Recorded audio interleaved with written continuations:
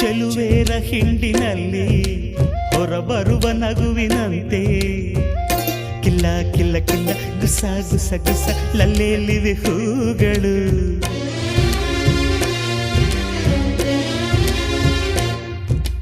ಮುಂಜಾನೆ ನೀರಿನಲ್ಲಿ ಮುಳುಗೆದ್ದ ಹೆಣ್ಣ ಮೈಲಿ ನಿಂತ ನೀರಿನಂತೆ ಜಾರ ಮುತ್ತಿನಂತೆ ನೆಂದಾಡಿವೆ ಕಣ್ಗಳು.